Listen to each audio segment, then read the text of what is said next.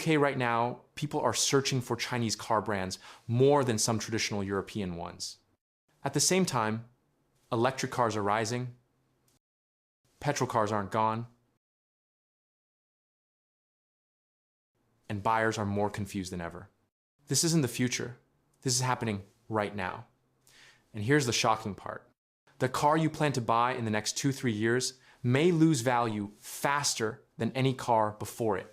Why are UK drivers suddenly changing what they search for?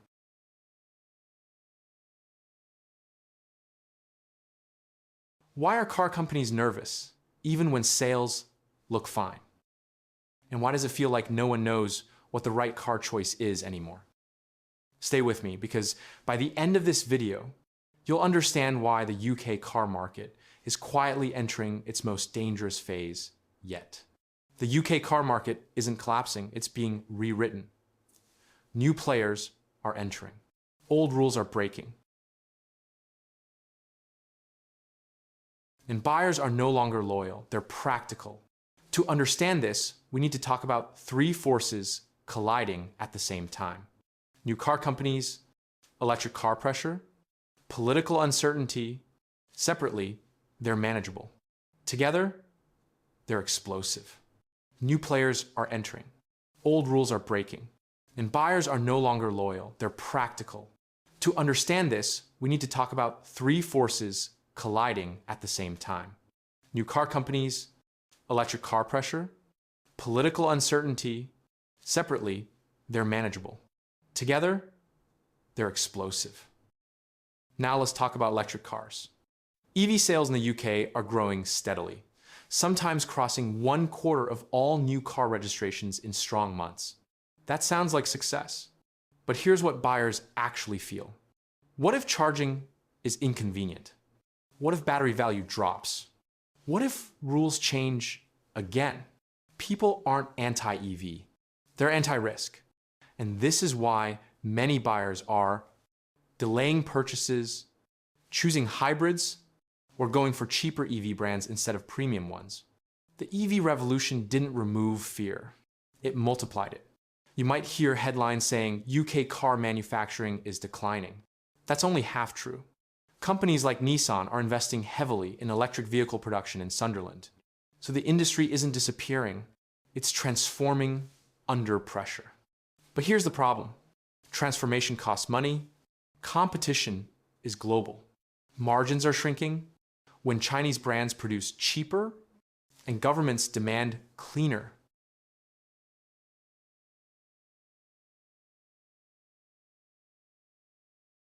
Something has to give, and often that something is price stability.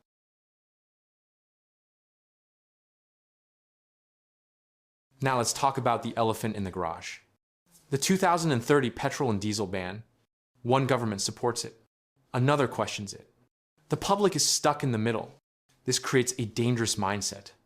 Should I buy now or wait? And when millions of buyers wait, used car prices fluctuate. New car strategies change. Residual values become unpredictable. Uncertainty is poison to big purchases. Let's be honest. Most people don't buy cars because they love engines or batteries. They buy cars because they need reliability, they fear unexpected costs, they want security, and right now, the UK car buyer feels exposed. Petrol feels risky.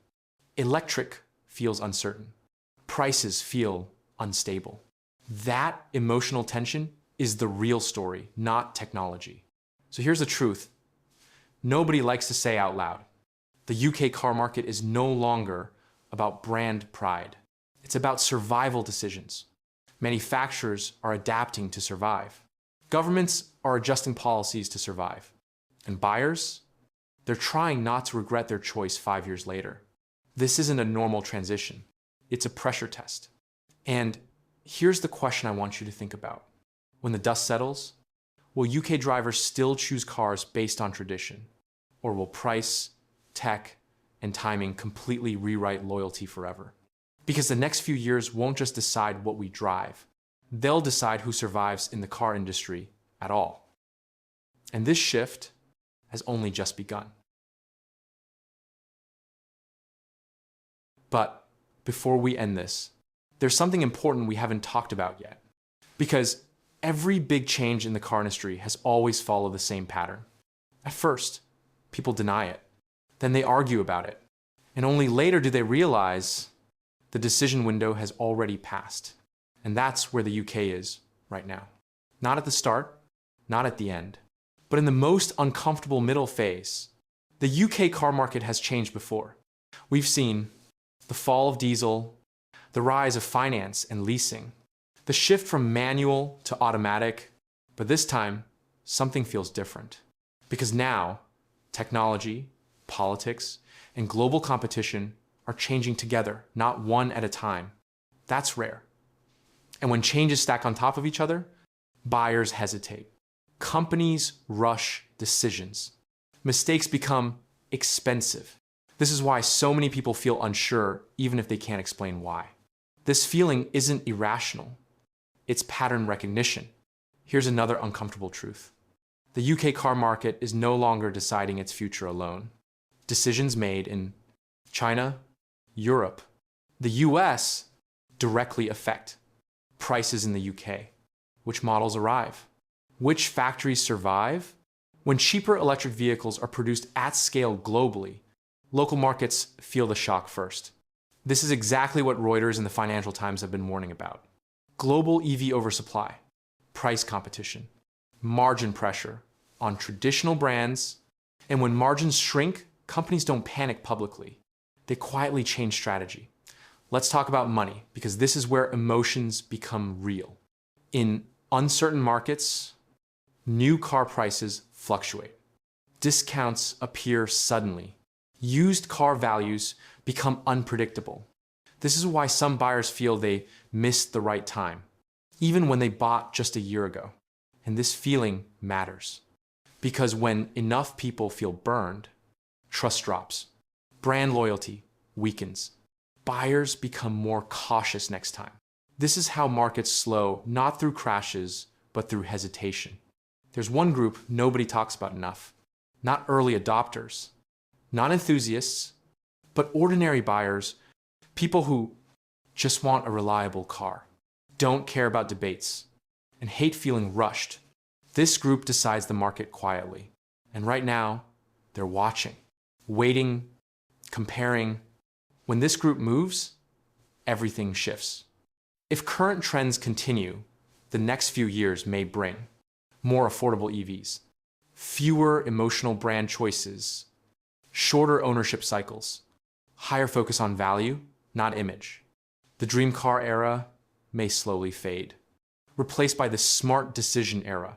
That doesn't mean cars become boring. It means buyers become sharper. So let me leave you with one final thought. When future generations look back at this moment, will they say UK drivers adapted early or hesitated until the choice was made for them? Because the biggest shifts rarely announce themselves loudly. They happen quietly, while most people are still deciding. And right now, the decision window is still open.